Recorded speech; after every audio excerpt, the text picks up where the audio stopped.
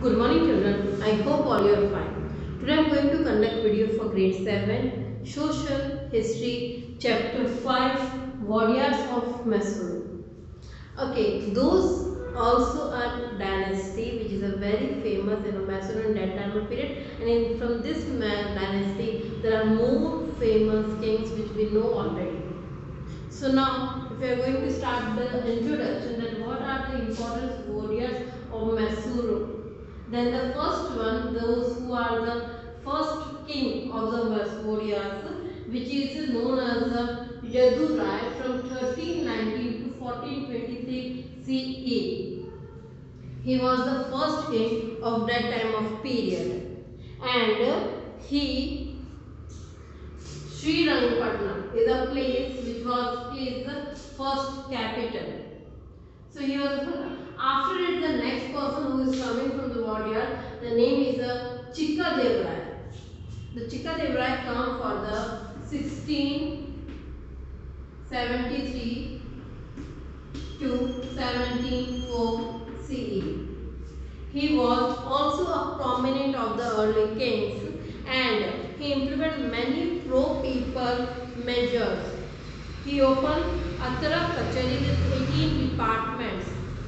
Okay, so he did a lot of work for the people of Mysuru, and he built a dam near Srirangapatna and provided irrigation facility also. So he did a nice work for the irrigation facilities also and for the farm also, and he introduced many new rules and regulations for the administration purpose. So in Mysore state, when during his time, during the Chikadeva time, Mysore state was a very prosperous state. It is a very important state and a very flourish state. But those are the coming kings after the Chikadeva, they were weak.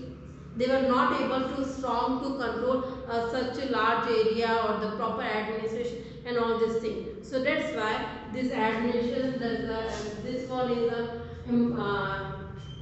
decline, and after that some new administration, some new rulers came, which is the first one is Hyder Ali. Hyder Ali is the most important, was the most important ruler of the Mysuru, and his name is not only we known as in Karnataka history, but we known as in whole Indian history also. From 1761 to 1782. Hyder was eminent commander in Delaware Nanjara armies. He was actually a commander. So he was brave and adventurous. So that's why he won many battles and accumulated army and wealth, because he was a capable person. So when he was a capable person, that time he just tried to capture more things. And when he won the battles according to this, he started to preparing their own army and their own wealth. Now, when there was a revolt in the capital city, it means the main city, after that he tried to took advantages of those revolt, and he restored the kingship of the Krishna Raja warrior and removed the Dolava and took over the administration. Okay. Now, after that, the taking over the administration, he encouraged in exiting the border of the state. He defeated the Kaladi rulers and confiscated their wealth and improving his financial status. He also took over the Chitradurga fort with a lot of difficulty. Chitradurga fort, there are one stories also. In last video I told you, because the Chitradurga fort, there are some hidden ways there. According to that way they can go, but those are the guard wife. They try to stop them, and after that they are fighting. Then they went back. Then they again tried to capture Chitradurga, but finally he captured. Now, battles with British. Tipu Hyder Ali, he fought battles with British because in that time of period, already Britishers all over India. So, Britishers were in the South India also, and because the Mysore is also a most important provinces of that time with the trade purpose also. So that's why he had the battles with the Britishers. Now the Britishers came for the business, that we know that, but after that they just try to enter in the politics matters also. They first came for the trading, but after that they tried to enter in the politics also. So when I entered in the politics, that time they just saw that Mysuru kingdom is under of the Hyder Ali. So this is a clash between, this is the reason in the clash between Hyder Ali and Britishers.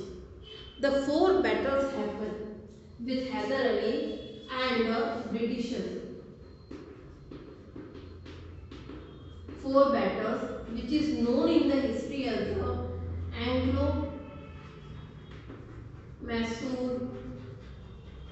War, which is known in the history as the Anglo-Mysore War, which is the more explanation you are just studying in a senior class, in a more higher grade. Okay, so called as the Anglo-Mysore War or maybe the Mysore Wars. In the first Anglo-Mysore War, the British suffered considerable loss because Hyder Ali was a very prominent or very we call important or the very occupied person who is with the army with their own strength. So hence they had to sign Madras Treaty with the Hyder Ali. In the first war of these are four battles. When the first war, Britishers defeated. So when they defeated, they signed one treaty which is a Madras Treaty. In that treaty, according to treaty, the both parties rush to each other rescue if attacked by any enemy. According to this, they signed that if Hyder Ali or the Britishers, if they both are in the both of the areas, some other people they have to attack, that time they each other try to support them. It is a Madras Treaty. Okay, so it means if the someone attack to British, Hyder Ali support. If the someone attack on Hyder Ali, British support. But British first they oppose this treaty because when Hyder Ali need for the help, Britishers opposed it. So that was the reason for the second Anglo-Mysore War. So this elevated status of Hyder Ali.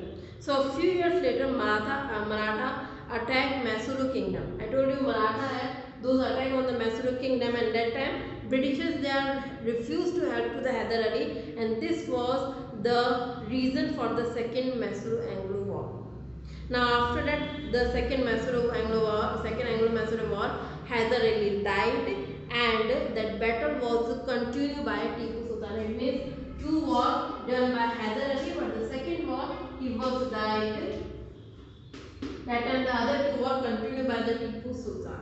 So this is the war done by battled by the Hyder Ali and the Britishers. Now what are the achievements of a Hyder Ali? Why we are considering Hyder Ali was the most important person or most important kings and all this thing. Hyder Ali was aware of a contemporary politics. I mean, before when he was not a king, that time also he just started observing. Because observing power is also important power for the human beings have. We can try to observe that what is our going in our surrounding and what kind of things is the change if we are taking any single step wrong or right. So this is the observing power. So the Hyder Ali had the most observing power. So according to Abdullah, he start to observing the surrounding the political matters what was going on that time. Though he was an illiterate, he knew many languages including Kannada also. Listen, it doesn't matter that you are sometimes you are not going on a particular according to language or according to school. But before that now, if you are not going to language school also, but after that also you know the languages because your vocabulary knowledge because of your learning power. When we saw that most of the people they are not went of the so many places, but they knows the languages also. How? Because their learning power is the more extraordinary. Okay, and this is the main key of your learning. This is the main key of your reminding the things. So those things, according to those things, Hyder Ali knows many more languages, including Kannada also. He extended the king of the Mysore considerably and he was a brave soldier and efficient administrator. Hyder Ali has an important place in the annals of the Karnataka history. He established the beautiful Lal Bagh garden in the Bangalore. Oh my God, this is a wonderful place. I saw that, and I know that you all also saw that. Lal Bagh garden in Bangalore. He was only established. Okay. So next we are study about Tipu Sultan. The achievement is done, and the main achievement is that garden, Lal Bagh garden. Okay. And the next is Tipu Sultan. Tipu Sultan was the son of the Hyder Ali, so that's why that's the reason he was continuing after the Hyder Ali. And Tipu was participated in his father's battle actively and enrolled as a winner and declared himself as the son-in-law. Okay. Tipu led the second Anglo-Mysore war when his father Hyder Ali died in the battle due to the illness. So when in the second war, Hyder Ali, because of the so much battles and the pressure and all this thing, he was died of the illness. So that time the Tipu Sultan continued those battles. After the death of his father, he continued the Anglo-Mysore war. Nobody came to help him. It's a really unbearable thing because when he tried to capture all the areas, those areas leaders should help them. It is normally the discussion with all of the kingdoms had every time when they sign any treaty, when they sign any contract, anything. But for here, for the Tipu Sultan, nobody came. So he fought against Britishers bravely, and at the last, British signed the Treaty of Mangalore. This treaty was beneficial for the both parties. Both the parties returned their captured areas and exchanged the prisoners of war. In every war, when they just capture the prisoners, those they have to free, they have just leave the whatever area they capture and then taken from each others, they give it back them also. So it is a benefit for both.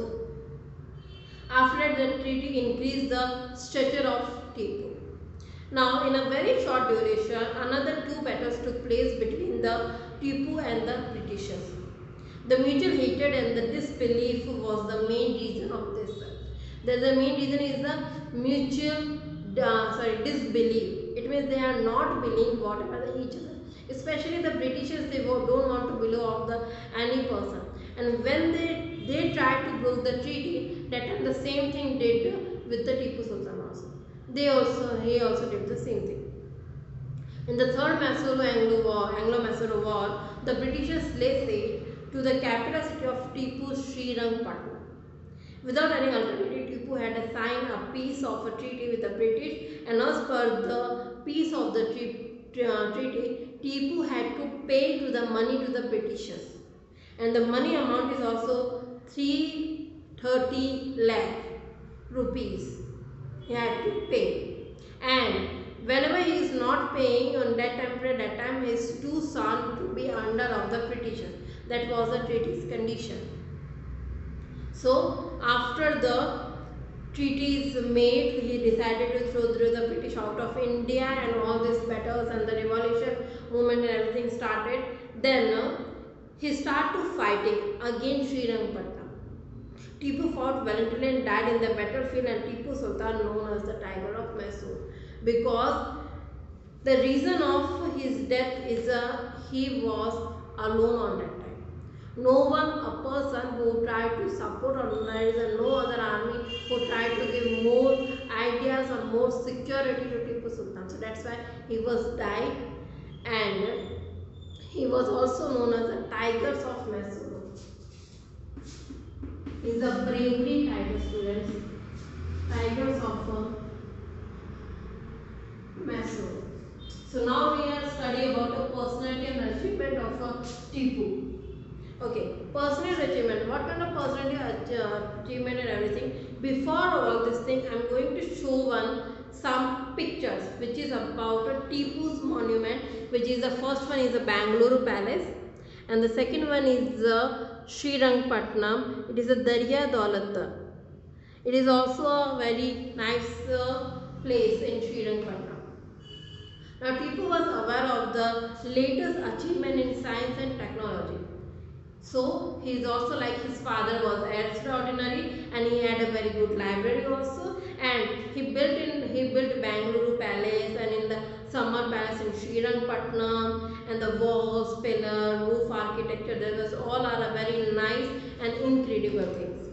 Now Tipu put a lot of effort to enrich his kingdom, because he wanted to provide all the facilities to kingdom, and he modernized his army with the help of French also, because he knows that whatever techniques we British is using, according to that only he can use, so that only that is the thing which he just won the battle. Otherwise the Britishers they already occupied, that army is fully trained, so according to that level only he want to set. Now he sanctioned grants to many Hindu temples and the gifts to the Sringeri mud, and he helped the many farmers to giving loan to do the better agriculture production and the crop production for their areas. He just made a tomb of Hyder Ali and Juma Masjid, which is the great construction also, and he just established royal mints in Srirangpatnam and the Mysuru also. So those are the achievements and the personality which is about Tipu Sultan. Now the next one is Krishna Raja Wadiyar III, which is 1799 to 1831. The period of war ended with the fall of Tipu Sultan, which is the fourth Anglo-British, Anglo-Mysore war. Those war ended when the Tipu Sultan died. So after he died, the Britishers took over the Mysore state and they divided into four parts, which is they divided the four parts into Marathas, Nizam and their own themselves. It means one part they gave to Maratha, one part they gave to Nizam, and two parts they have to kept with us. Okay, according to this, the remaining one part was returned to the Mysore warriors. One Hyderabad Nizam, one is a Maratha, one with Kerala, and the one part they returned to the Mysore warriors kings. Okay, so in that Krishna Raja Wadiyar III, he came to power when the Britishers returned that part. That time he came to an power, and he was only 5 years old boy. Punira was appointed as a Diwan of Wasil. I mean, he gave a 5-year-old boy a land area to rule. So obviously the Diwan person, a person who needs to take care of them, that person is also occupied with them. And as they felt that Krishna Raja Wadiyar III did not properly suppress to the revolt of the Bidunara or Shimoga, they dethroned the king and brought the administration of the Mysuru under commissioners. Commissioner means the British commissioners. Those are appointed the behalf of the king. So this was all the important warriors and the most famous person, which is Hyder Ali, Tipu Sultan and the Krishna Raja Wadiyar for the Karnataka's history. So today I am going to bind my session. Thank you.